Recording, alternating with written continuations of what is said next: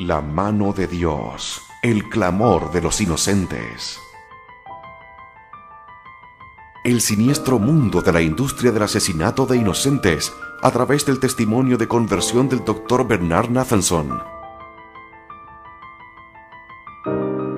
La exposición del satánico mundo del aborto, de la voz del autor de 75,000 abortos, quien, aferrándose de la mano de Dios, ha saltado a la vida en la Iglesia Católica.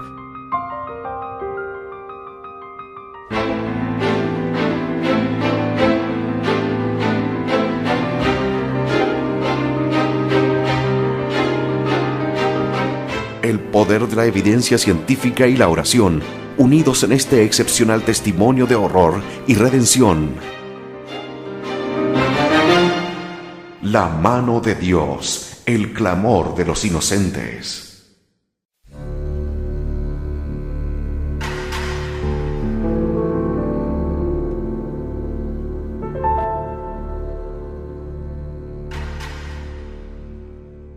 El antisemitismo.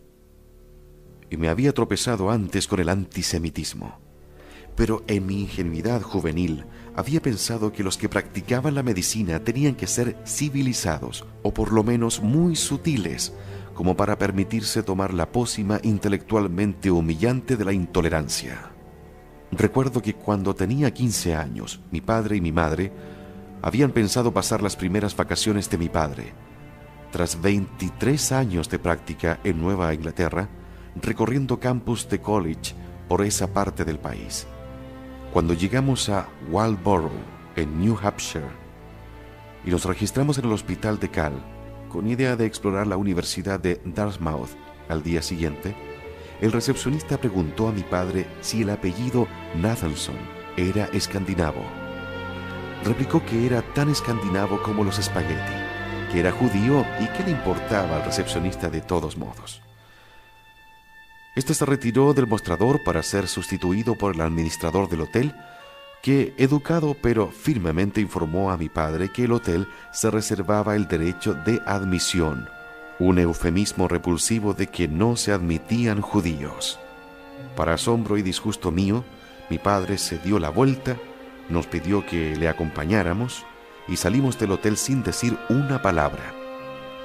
En el coche, dirigiéndonos al sur en dirección a Boston, en busca de alojamientos más hospitalarios, mi padre comenzó a echar espuma fina por la boca, jurando dar parte de ese hombre, prometiendo escribir una carta al director de New York Times y proponiéndose formular una queja a la Liga Antidifamación B'nai B'rith.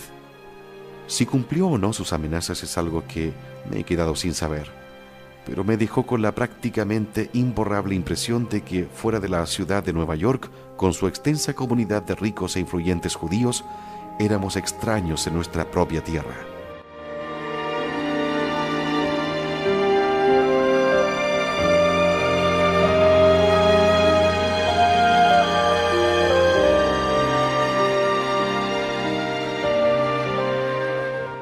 El antisemitismo campaba a sus anchas cuando era niño, pero no en mi niñez. El incidente de New Hampshire tuvo lugar a finales de los años 30, una época particularmente penosa para los judíos norteamericanos. El padre Charles Cowlin diseminaba su singularmente venenoso discurso antisemita a través de una hoja semanal desde su parroquia en Detroit en 45 emisoras de radio esparcidas por el país, y se calculaba que al menos 4 millones de norteamericanos le sintonizaban con regularidad. Según una estimación, probablemente 15 millones de personas habían escuchado a Cowlin al menos una vez. Su oficina recibía aproximadamente 80,000 cartas por semana, casi todas a favor, y tenía un equipo de 105 empleados para leer y contestar las cartas. Su boletín Justicia Social tenía una tirada comparable y estaba tan impregnado de antisemitismo que dejaría en ridículo la publicación del nazi Julius Streicher, el Volkische Beobachter. Por esas fechas, el coronel Charles Lindbergh, posiblemente el ciudadano de los Estados Unidos más admirado y sin duda el más popular, aceptó una medalla de Adolf Hitler. En 1941, durante un discurso en Des Moines, Lindbergh fustigó a los judíos acusándoles de empujar a Norteamérica a la Segunda Guerra Mundial con la activa conveniencia de la administración Roosevelt. Lindbergh continuó su diatriba en estos términos. El gran peligro que constituyen para este país radica en sus grandes propiedades e influencia en nuestra cinematografía, nuestra prensa, nuestra radio y nuestro gobierno. ¿Suena familiar? Los elementos lunáticos antisemitas afroamericanos, Farrakhan, Muhammad, Jeffries y compañía, han convertido lo de Lindbergh en un juego de niños y están esparciendo este veneno de manera mayor entre las clases marginales, que solo ansían encontrar un chivo expiatorio para su desgracia económica y política. Y el chivo expiatorio es, como siempre a lo largo de la historia, el judío. En gran medida, yo estaba eficazmente protegido de toda esta basura. Oí a mi padre dar vueltas por la sala de estar, condenando a Cowling en voz alta y términos malsonantes. Mi madre sacudía tristemente la cabeza al oír el nombre de Lindbergh, pero yo estaba encapsulado en el barrio judío, no el gueto. No éramos prisioneros. Recibí educación en un colegio predominantemente judío y durante el verano me enviaban a campamentos cuyos propietarios y administradores eran judíos, con una población asimismo mayoritariamente judía. De ahí que el episodio en ese triste hotelito de New Hampshire tuviera algo de choque cultural, aunque más tarde, al estar más expuesto al mundo goyiche del exterior, me empecé a dar más cuenta de la naturaleza endémica del antisemitismo y me volví más despectivo con quienes lo vivían abiertamente. En una sociedad por lo demás civilizada, la arrogancia tiene su utilidad. En Norteamérica, uno puede tratar con el antisemitismo sacando la lista de grandes sabios, músicos, científicos, financieros y otras figuras sobresalientes de la comunidad judío-americana.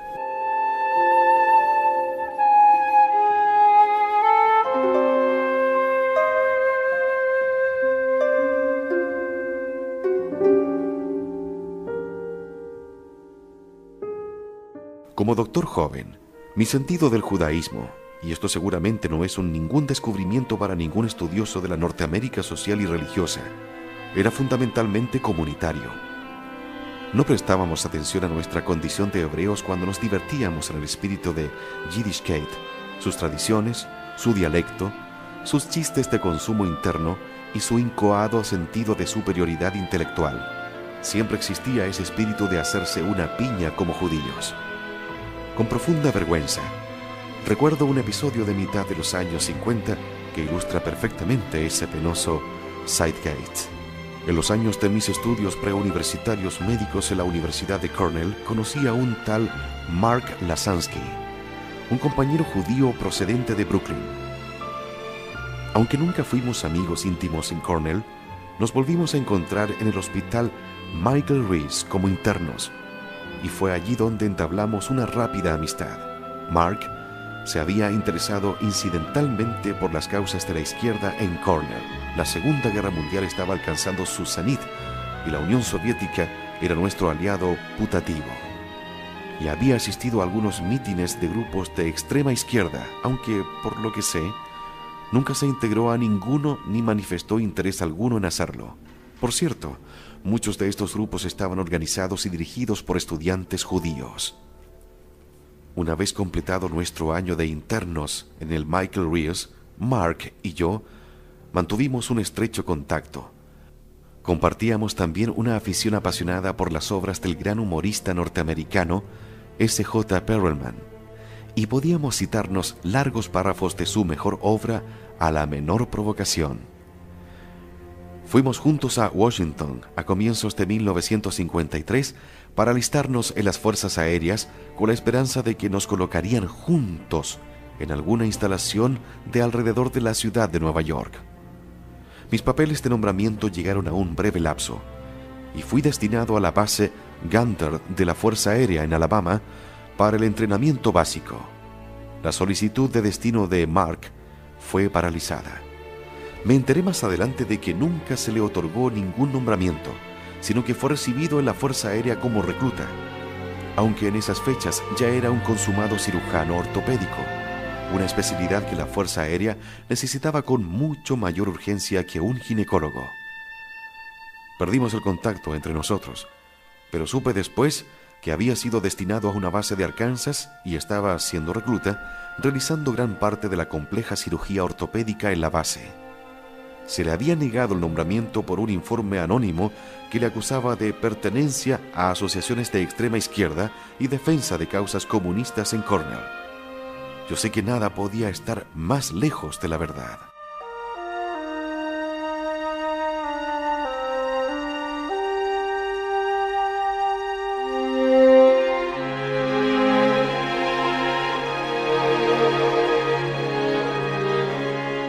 En un intento de limpiar su nombre cuando estaba sirviendo, Mark ingresó en una prestigiosa firma de abogados de Nueva York.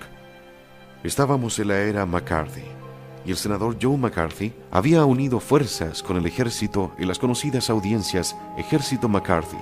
Entonces, Mark escribió una carta y solicitó que yo apareciera como testigo de descargo en una vista ante un subcomité McCarthy. Yo era por entonces capitán de la Fuerza Aérea de Estados Unidos y jefe del servicio de obstetricia y ginecología en mi zona aérea. Mi primera reacción fue la de lanzarme en su defensa, pero pensándolo más detenidamente decidí consultarlo con el letrado jefe de la base, Herbert Cohen. Cohen y yo nos habíamos hecho amigos desde que había asistido al parto de su mujer, y no albergaba dudas a la hora de buscar un consejo en estas materias. Cohen y yo lo hablamos.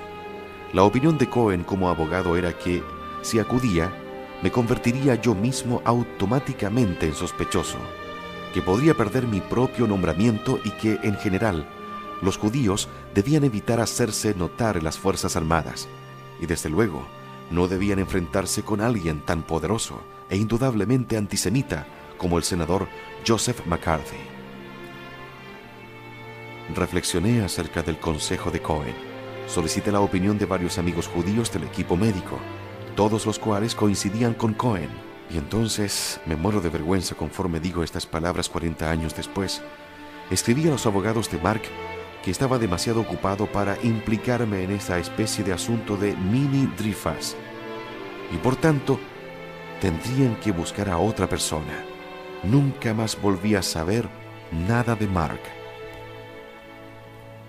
Bien podrá decir, la mentalidad de Stetl exigía que se alzara en defensa de su correligionario, que dejara el rebaño para ir en busca de la oveja herida y desasistida. Me temo que no. Los dictados de la autoconservación, cobardía moral, la vieja tradición de amontonarse los calabozos de la Rusia zarista mientras los cosacos daban vueltas alrededor entre chasquidos de látigos y susurros, el ultra cauteloso pasar inadvertido de los judíos en tierra extraña, siempre somos extranjeros, donde quiera que estemos. Todo eso conspiraba para llevarme a un acto de monumental cobardía. No solo perdí un preciado amigo, sino que asimismo cristalicé mi autoimagen de extranjero, de forastero intimidado, de hombre sin raíces, de encogido judío sin causa. No deja de ser una precisa coincidencia el que mi matrimonio empezara a romperse en ese momento, el que empezara a buscar la compañía de no judíos, y el que pronto fuera a romper con mi padre. Ni fue pura casualidad el que, poco después, me encontrara casado con una no judía y en compañía de un hombre que ocultó su condición de judío tan inteligentemente que durante años nunca estuve seguro de que Larry Ladder fuera judío o no. Lo era y lo es.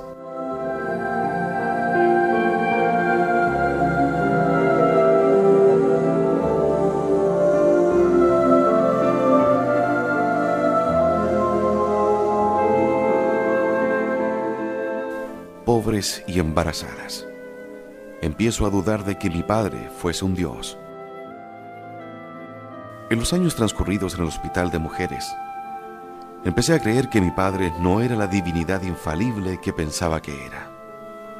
Como residente trabajé con él con frecuencia en consultas y cirugías. Entonces, como hijo, compartía su oficio, o más bien, iba a su consulta. No solo no me pidió que me asociara con él, sino que recuerdo la relación como una forma de aparecería particularmente indigente y degradante. Sin embargo, me acostumbré a su tiranía. Lo que más me chocó fue su vulnerabilidad.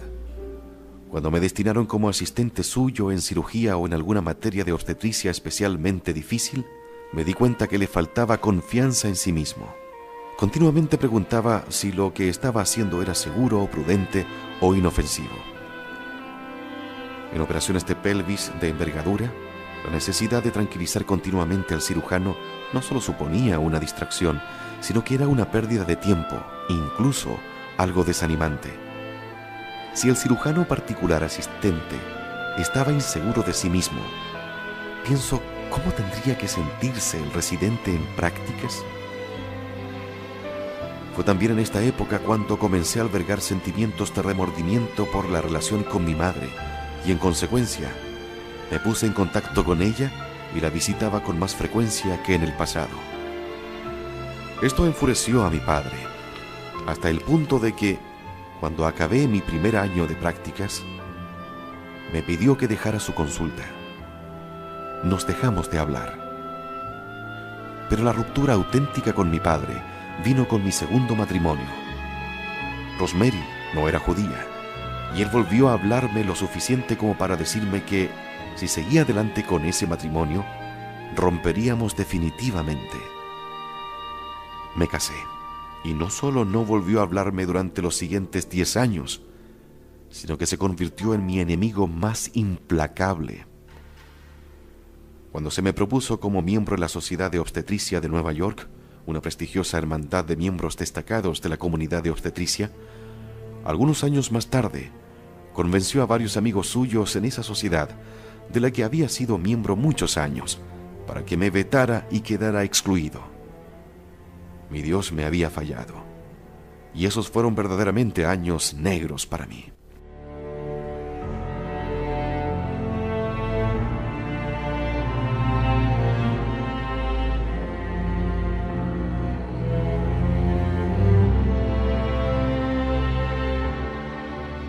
Acabé mis prácticas obstetricia y ginecología en febrero de 1957.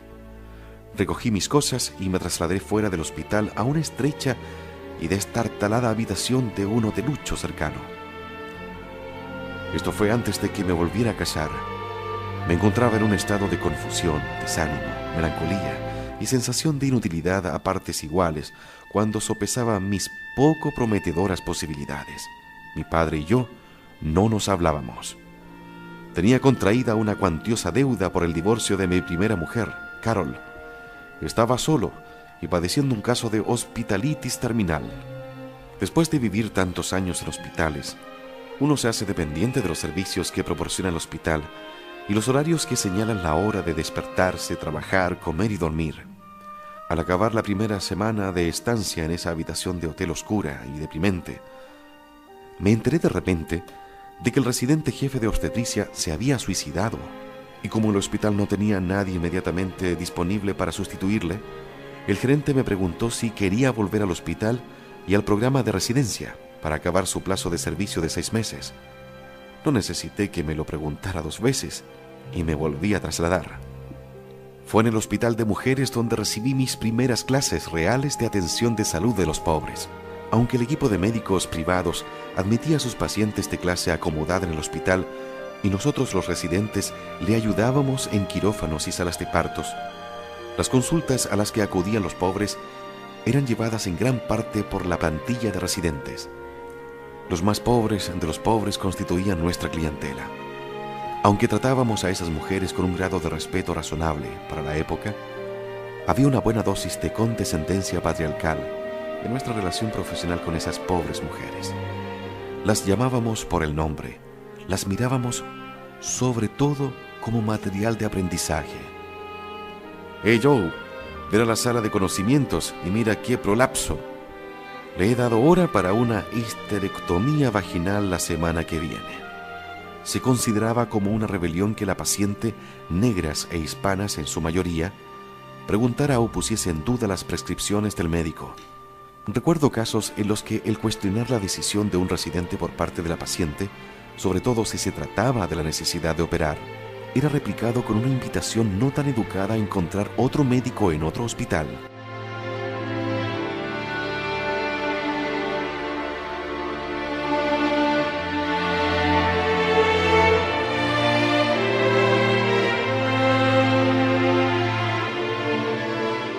Los primeros meses como residente estaba sorprendido por la enorme disparidad de la proporción de abortos espontáneos entre las pacientes privadas del equipo de médicos, mínima, y las pacientes pobres de la zona, alta.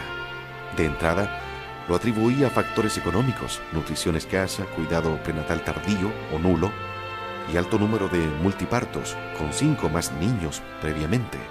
Pero cuanto más sopesaba el asunto, menos satisfecho quedaba con las respuestas que me había figurado. Por fin, un simpático residente de mayor antigüedad me tomó aparte y me explicó lo que es la vida en medicina. Al menos 2/3 de las mujeres traídas en ambulancia a urgencias en plena noche, sangrando profusamente y con fuertes dolores, eran víctimas de abortos ilegales chapuceros, no de pérdidas naturales. Alguien, médico, comadrona, abuela, había iniciado el aborto con cualquier objeto que iba desde un vulgar raspador hasta una aguja de punto, y luego la había mandado a urgencias, al más cercano para tratamiento. El mismo residente me dio la fórmula mágica para identificar el aborto ilegal: 2 pequeñas, casi indiscernibles marcas en el labio anterior frontal del cérvix, cuello del útero. Eran las marcas del tenáculo, un instrumento que pinza el cérvix para sujetarlo, mientras que otro instrumento se introduce por el cérvix cerrado hacia el útero para interrumpir el embarazo en curso. Con este conocimiento empecé a buscar las marcas de tenáculo en esas pobres desgraciadas. Por supuesto, el residente estaba en lo cierto. Al menos 2/3 de ellas eran víctimas de abortos ilegales provocados. El resto de la historia tiene un añadido curiosamente anacrónico. Llevamos ya 23 años de aborto legal en los Estados Unidos, y al menos 2 generaciones de mujeres han crecido teniendo el aborto como un hecho, una posibilidad, sino un derecho. Los que ejercemos la ginecología ya no vemos los resultados del aborto ilegal provocado, las fiebres atroces, los intestinos retorcidos y obstruidos, los úteros fragmentados que necesitan una histerectomía urgente, las infecciones agudas que dejan a muchas mujeres estériles, agotadas, con dolores crónicos, aterradas ante otro posible embarazo si quedan fértiles. En los años 40 y 50, antes de la llegada de ginecólogos mejor preparados, antibióticos potentes, contracepción eficaz, tecnología de transfusión de sangre mejorada y el desarrollo del concepto de cuidados intensivos, nuestros ambulatorios de ginecología se llenaban de esta clase de cuerpos rotos y mutilados. Como ginecólogos, hacíamos lo que podíamos. Para nuestras pacientes con embarazo no deseado de clase media y acomodadas. Envía a muchas pacientes a abortar a Puerto Rico, a la consulta del doctor Juan Rodríguez. No es su verdadero nombre. Rodríguez se había preparado en un gran hospital de ginecología en los Estados Unidos, y entonces había vuelto a su Puerto Rico natal para empezar a ejercer, y con la colaboración de las autoridades locales, ya que el aborto era ilegal en Puerto Rico, practicar algunos abortos de paso. Corrió la voz y su práctica de abortos empezó a prosperar. El 90% de sus pacientes provenía de la costa este de los Estados Unidos, y pronto amasó una fortuna. Esto resultaba contraproducente para los que le enviábamos pacientes embarazadas. Conforme se hacía más rico, se tomaba mayores y más costosas vacaciones en Europa, y no sabíamos qué hacer. Sin embargo, continuó funcionando como nuestro último recurso hasta que cambiaron las leyes en Estados Unidos. Entonces, irónicamente, se le pusieron en contra las autoridades de Puerto Rico, que obviamente estaban recibiendo propinas insuficientes, y yo empecé a recibir embarazadas que enviaba él desde Puerto Rico para abortar en Nueva York.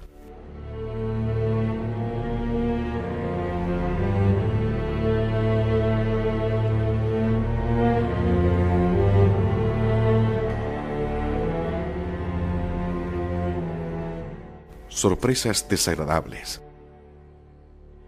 La pirueta de Rodríguez, inestable por su misma naturaleza, funcionó bastante satisfactoriamente en el caso de las mujeres más acaudaladas, aunque personalmente recibí una sorpresa desagradable un día de 1964 cuando hacía un transbordo de avión en San Juan. Tenía varias horas para matar el tiempo, y mejor que estar sentado en el aeropuerto sin hacer nada, preferí tomar un taxi y visitar al doctor Rodríguez. Había hablado por teléfono con él innumerables veces sobre problemas de pacientes, pero nunca nos habíamos visto. Llegué a su consulta, un edificio de estuco gris. Entré confiadamente y me presenté a él. Por entonces no tenía ningún recepcionista, enfermera ni personal auxiliar. Me quedé algo desconcertado por las modestas dimensiones de la instalación, teniendo en cuenta el gran número de pacientes que recibía constantemente del pasillo Boston-Nueva York-Washington. Pero su inglés fluido, su porte confiado y la fila de destacados diplomas detrás de su escritorio apaciguaron mis inquietudes, hasta que vi su quirófano. Tenía paredes de color crema, dos grandes ventanas abiertas hacia la calle. Un flujo constante de amigos y conocidos asomaban su cabeza por la ventana y proferían sus saludos a nosotros dos. Y una mesa de exploración antigua que parecía diseñada por Andreas Vesalius, el conocido anatomista de Padua del siglo XVI. Desplegó orgullosamente la mesa y me expuso que estaba diseñada de modo que le permitiera inyectar pentotal sódico, un anestésico, a la paciente en la cabecera de la mesa, para colocarla rápidamente en estribos, dilatar el cérvix, raspar el útero en un instante y deslizarla de vuelta a la cabecera de la mesa para despertarla. En una palabra, él era a la vez el anestesista, la enfermera y el médico. Debió notar mi intranquilidad que siguió a la exégesis de su técnica. Me hizo pasar una vez más a su consulta e hizo un recorrido comentado por sus varios diplomas, licencias, acreditaciones, pertenencia a sociedades y demás. Esto no me calmó los nervios, pues en un examen más detenido me di cuenta de que todo el papel rimbombantemente desplegado por la pared no contaba para nada médicamente. Todas las credenciales, sociedades y licencias que tenía se podían comprar, pero él era lo único que había en la ciudad. Me repuse, me encogí de hombros mentalmente, nos dimos la mano, rechacé con educación la oferta de una modesta propina por cada paciente remitida y volví al aeropuerto, más sabio pero más inestable que antes.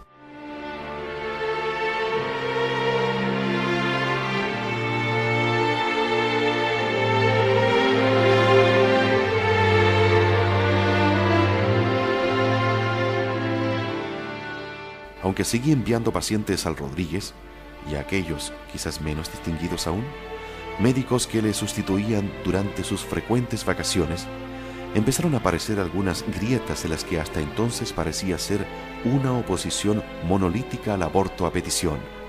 A mediados de los 60, se publicó el modelo de estatuto sobre el aborto del American Law Institute, ALI, y proveía el aborto en los casos de embarazo por incesto o violación, feto deforme, sin especificar hasta qué punto, o condiciones médicas durante el embarazo que podían poner en peligro la vida o la salud de la madre, según la estimación de médicos sensatos.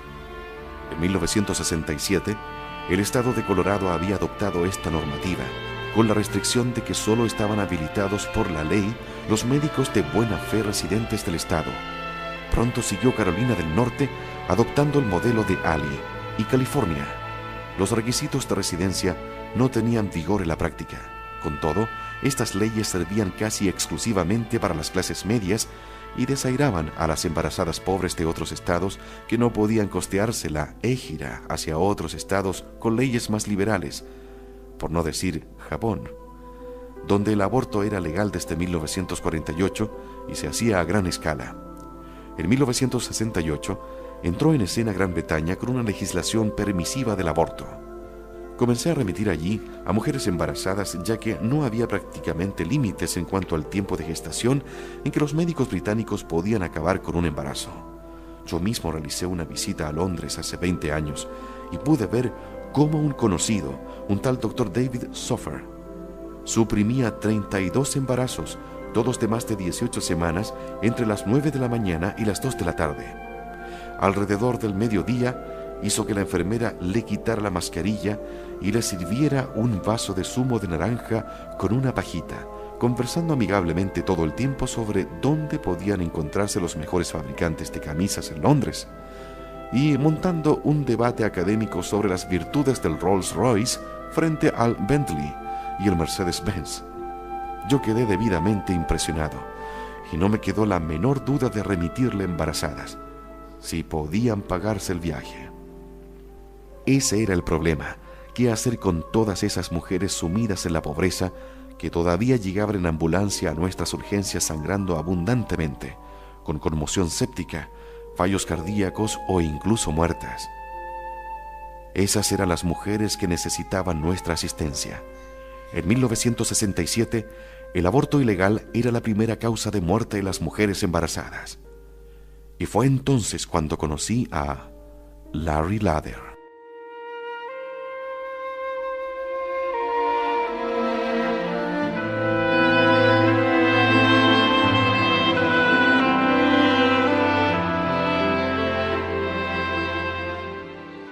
El rimbombantemente desplegado por la pared no contaba para nada médicamente. Todas las credenciales, sociedades y licencias que tenía se podían comprar, pero él era lo único que había en la ciudad. Me repuse, me encogí de hombros mentalmente, nos dimos la mano, rechacé con educación la oferta de una modesta propina por cada paciente remitida y volví al aeropuerto, más sabio pero más inestable que antes.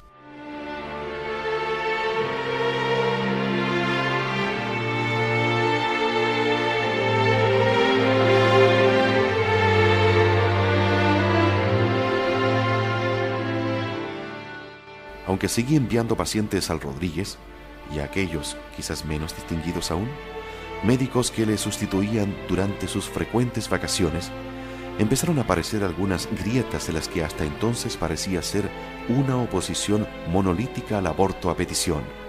A mediados de los 60, se publicó el modelo de estatuto sobre el aborto del American Law Institute, ALI, y proveía el aborto en los casos de embarazo por incesto o violación, feto deforme, sin especificar hasta qué punto, o condiciones médicas durante el embarazo que podían poner en peligro la vida o la salud de la madre, según la estimación de médicos sensatos. En 1967, el estado de Colorado había adoptado esta normativa, con la restricción de que solo estaban habilitados por la ley los médicos de buena fe residentes del estado. Pronto siguió Carolina del Norte, adoptando el modelo de ALI, y California. Los requisitos de residencia no tenían vigor en la práctica. Con todo, estas leyes servían casi exclusivamente para las clases medias y desairaban a las embarazadas pobres de otros estados que no podían costearse la égira hacia otros estados con leyes más liberales, por no decir Japón, donde el aborto era legal desde 1948 y se hacía a gran escala. En 1968 entró en escena Gran Bretaña con una legislación permisiva del aborto. Comencé a remitir allí a mujeres embarazadas, ya que no había prácticamente límites en cuanto al tiempo de gestación en que los médicos británicos podían acabar con un embarazo. Yo mismo realicé una visita a Londres hace 20 años y pude ver cómo un conocido, un tal Dr. David Soffer, suprimía 32 embarazos, todos de más de 18 semanas, entre las 9 de la mañana y las 2 de la tarde. Alrededor del mediodía, hizo que la enfermera le quitara la mascarilla y le sirviera un vaso de zumo de naranja con una pajita, conversando amigablemente todo el tiempo sobre dónde podían encontrarse los mejores fabricantes de camisas en Londres, y montando un debate académico sobre las virtudes del Rolls-Royce frente al Bentley y el Mercedes-Benz. Yo quedé debidamente impresionado, y no me quedó la menor duda de remitirle embarazadas, si podían pagarse el viaje. Ese era el problema: qué hacer con todas esas mujeres sumidas en la pobreza que todavía llegaban en ambulancia a nuestras urgencias sangrando abundantemente, con conmoción séptica, fallos cardíacos o incluso muertas. Esas eran las mujeres que necesitaban nuestra asistencia. En 1967, el aborto ilegal era la primera causa de muerte en las mujeres embarazadas. Y fue entonces cuando conocí a Larry Lather.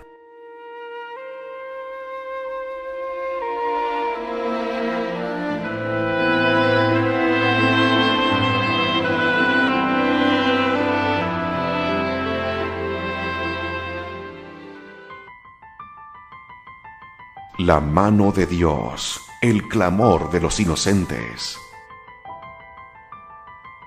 El siniestro mundo de la industria del asesinato de inocentes a través del testimonio de conversión del Dr. Bernard Nathanson. La exposición del satánico mundo del aborto, de la voz del autor de 75.000 abortos, quien, aferrándose de la mano de Dios, ha saltado a la vida en la Iglesia Católica.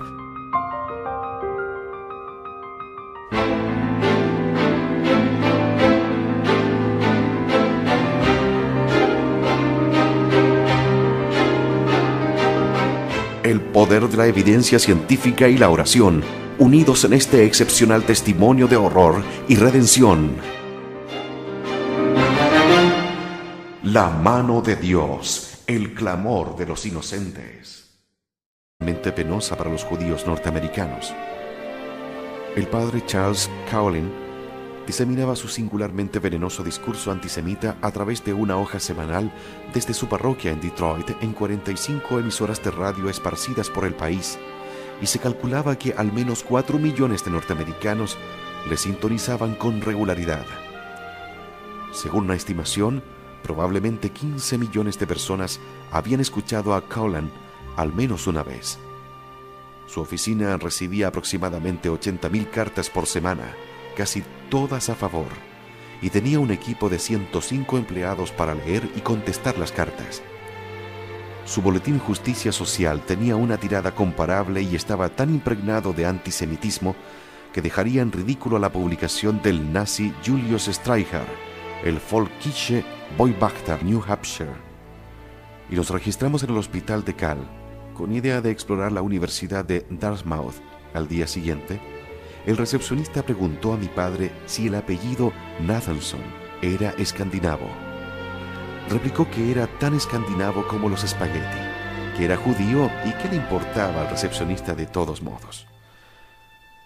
Este se retiró del mostrador para ser sustituido por el administrador del hotel, que, educado pero firmemente, informó a mi padre que el hotel se reservaba el derecho de admisión, un eufemismo repulsivo de que no se admitían judíos. Para asombro y disgusto mío, mi padre se dio la vuelta, nos pidió que le acompañáramos y salimos del hotel sin decir una palabra.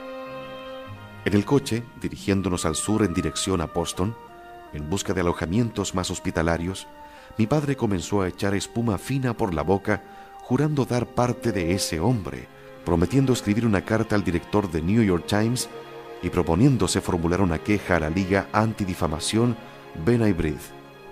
Si cumplió o no sus amenazas es algo que me he quedado sin saber, pero me dejó con la prácticamente imborrable impresión de que fuera de la ciudad de Nueva York, con su extensa comunidad de ricos e influyentes judíos, éramos extraños en nuestra propia tierra.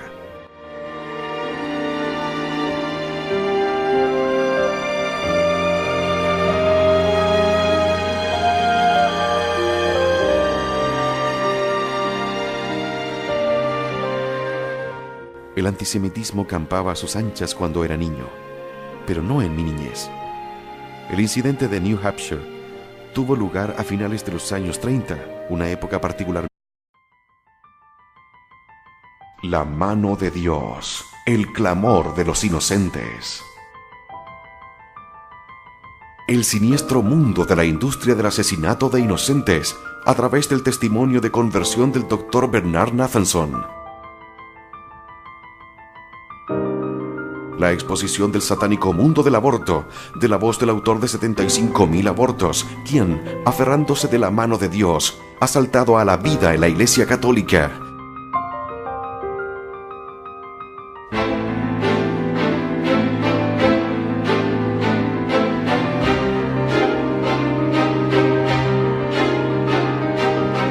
El poder de la evidencia científica y la oración, unidos en este excepcional testimonio de horror y redención. La mano de Dios, el clamor de los inocentes.